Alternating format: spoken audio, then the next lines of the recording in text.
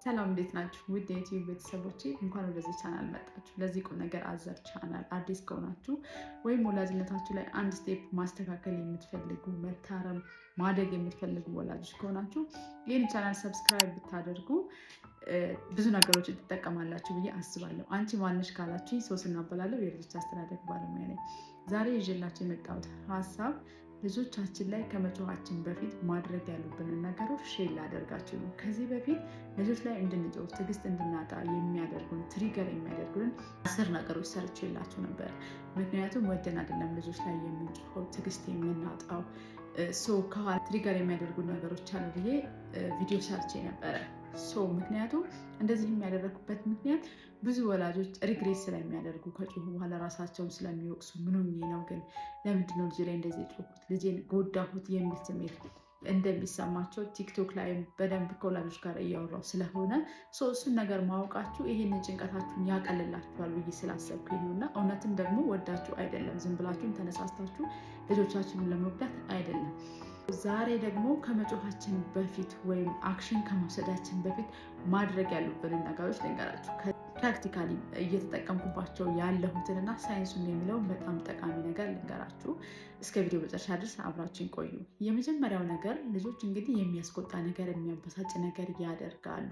ያንን ነገር ሲያደርጉ እኛ ወዲያውኑ እኛን ለማናደድ ወይም ወላጆቻቸውን ለማናደድ ነው ብሎ ማሰብ ማቆም መቻል አለብን። የልጆች ባህሪ እንደሆነ የልጆች የአእምሮ እድገት እስከ 20ዎቹ መጨረሻ ድረስ እድገቱን አይጨርስም። በተለይ ይሄ ስሜታቸውን የሚቆጣጠረውና እርምጃ የሚወስደው የአእምሮ ፓርታቸው አይጨርስም እና አንደኛ አዲስ ነገሮችን ለማወቅ ለመሞከር፣ በተለይ ደግሞ ከነሱ ጋር ያለን ተግባቦት ጤናማ ካልሆነ ሁሌ የጩኸት ሁሌ ጥሩ ያልሆነ ተግባቦት ከሆነ ያንን ነገርም ፋይት ለማድረግ ስለሚፈልጉ አዲስ ነገሮችንም ለማወቅ ስለሚፈልጉ እንዳልኳችሁ ለእኛ ስህተት የሚመስሉን ነገሮች ያደርጋሉ። ለምሳሌ የ5 ዓመት ልጅ ከእጁ ላይ ብርጭቆ ወድቆ ቢሰበርበት ወይ ሲኒ ወድቆ ቢሰበርበት እኛ የምናስበው ቶሎ ብለን ስለተሰበረው እቃ ነው አብዛኞቻችን እና ግን አውቆ አይደለም አንደኛ ያንን ነገር ያደረገው።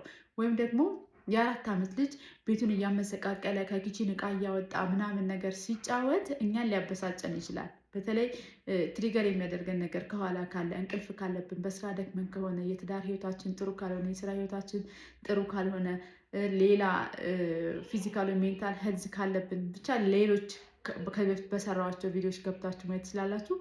በእነሱ ምክንያት የ4 ዓመት ልጅ እንግዲህ የእድሜው ባህሪ ምንድን ነው? አዳዲስ ነገሮችን በመሞከር በማበላሸት በመስራት የሚማርበት እድሜ ነው እና እሱን ለማድረግ ያን አእምሮ የሚጠይቀውን ነገር ለማድረግ ሲል እኛ ደግሞ የሚያበሳጨ ነገር አለ ማለት ነው። ዋናው ነገር ምንድነው? እዚህ ጋር ቆም ብለን ልጄ እንደዚህ እየሆነ ያለው እኔን ለማበሳጨት ሳይሆን አንደኛ እሱ ራሱ ተጨንቋል። ከኋላ ልጆችን በነገራችን ላይ ወይ የሆነ አቴንሽን ፍለጋ ነው እንደዛ የሚያደርጉት፣ ትኩረት እንድንሰጣቸው ስለሚፈልጉ ነው። ወይ ደግሞ ሌላ ኬዝ ትንንሾች ከሆኑ ወይ እርቧቸው ነው ወይ ጠምቷቸው ነው ወይ ውስጣቸው ጥሩ ያልሆነ ስሜት ተሰምቷቸዋል እና እንደዚህ የሆነ ያለው እኔን ለማናደር ሳይሆን ከኋላ የሆነ ችግር አለ፣ ከኋላ የሆነ ልጁ ራሱ የተጨነቀበት ነገር አለ ብላችሁ ማሰቡ በጣም እንድትረጋጉ ያደርጋቸዋል። ሌላው ነገር ግን ከሱ ቀድሞ መምጣት የነበረበት ነገር አንደኛ ቃላትን ማውጣታችሁ ከመሳደባችሁ በፊት ወይም ደግሞ እጃችሁንም ከመሰንዘራችሁ በፊት ማድረግ ያለባችሁ ነገር ፖዝ መሆን። ፖዝ ዝም ብላችሁ ለ5 ለ10 ሰከንድ ልክ እንደው በቃ እናንተ ለምሳሌ ቤታችሁን አጽድታችሁ ጨርሳችሁ ደክሟችሁ ልታርፉ ባላችሁበት ሰዓት የ4 ዓመት የ3 ዓመት ልጃችሁ ወለሉን በሙሉ በውሃ ደፍቶ ብታገኙት የዛኔ ብላችሁ በቃ ልጁ ላይ አንተ እንደዚህ ምናምን ብላችሁ እጃችሁን ከመሰንዘራችሁ ወይ ደግሞ ከመሳደባችሁ በፊት ፖዝ በቃ ይሄ በጣም ያረጋጋል። አንደኛው ፖዝ ስኪል ነው። እሱ መለማመድ መቻል አለባችሁ። ሌላው ነገር ደግሞ ልጆቻችሁ የሚያበሳጭ ነገር ካደረጉ፣ በተለይ እርስ በርስ ሲብሊንግ ካለ እርስ በርስ የሚጣሉ ከሆነ እርስ በርስ እየተጋጩ ማሚ እንደዚህ እያሉ የሚያስቸግሩ ከሆነ ወይ ደግሞ ሌላ ጥፋት እናንተን የሚያበሳጭ ጥፋት ካደረጉ ከቦታው ላይ ትንሽ ደቂቃ ዞር ማለት በጣም ይሰራል። እኔ የምጠቀምበት ነገር ነው። አንደኛ እንደዛ ስታደርጉ ራሳችሁን የምታረጋጉበት ጊዜ ታገኛላችሁ፣ ካልም ትሆናላችሁ። ከቦታው ላይም ዞር ስትሉ ልጆቹን በራሳቸው ያንን ነገር ለመፍታት የሚጥሩበት ሁኔታ አለና ወይ ደግሞ እየተከታተሉ ማሚ የሚሏችሁ ከሆነ ቆይ አሁን መረጋጋት ፈልጋለሁ አሁን 15 ደቂቃ መረጋጋት እፈልጋለሁ ብላችሁ በዛን ሰዓት በተናደዳችሁበት ሰዓት አለመናገር። ምክንያቱም ስንናደድ ምን ሆኖ ለምንድን ነው የምንሆነው? ምን አይነት ባህሪ ነው የሚኖረን? በተለይ ደግሞ ይሄ ወደ ቻይልድ ኢጎ ስቴት ነው የምንመለሰው፣ ወደ ልጅነት ባህሪያችን ነው የምንመለሰው እና ስሜት በተናደርንበት ሰዓት የምንናገረው ነገር ፍጹም ጤናማ ያልሆነ ነው የሚሆነው። ትንሽ ካልም እስከምትሆኑ ከቦታው ዞር ማለት ሁለተኛው ቴክኒክ ነው። ሶስተኛው መተንፈስ፣ ብሪዝ ማድረግ በጣም ይሰራል። ልክ እንደዚህ አይነት ብስጭት ወይ ደግሞ በቃ ሰውነታችሁ ላብላብ እንዳላችሁ ራሳችሁን እያመማችሁ እንደሆነ የእውነቴን ነው የምላችሁ፣ በጣም ያበሳጫል የሚያደርጉት ነገር ከኋላ ካለብን ኬዝ ጋር ተጨማምሮ ማለት ነው። እና እንደዚህ አይነት በቃ ሰውነታችሁ ላይ ምልክት ስታዩ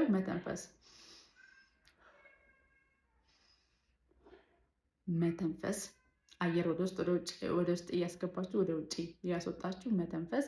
ልክ ሰውነታችሁ በጣም እንደተናደዳችሁ፣ በተለይ አንዳንድ ልጆች በተለይ በተፈጥሮ በራሱ አንዳንድ ወንድ ልጆች አሉ አክቲቭ ሃይፐር ሆነው የሚፈጠሩ ሁሉን ነገር በቃ እናንተ በሚያናድድ መልክ የሚያደርጉ እና የዛን ጊዜ የሚያደርጉት ነገር በጣም ያበሳጫችሁ ይችላል።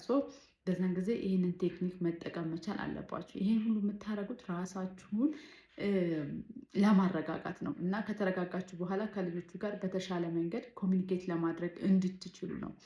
ሌላ ነገር ደግሞ ውሃ መጠጣት በጣም ያረጋጋል።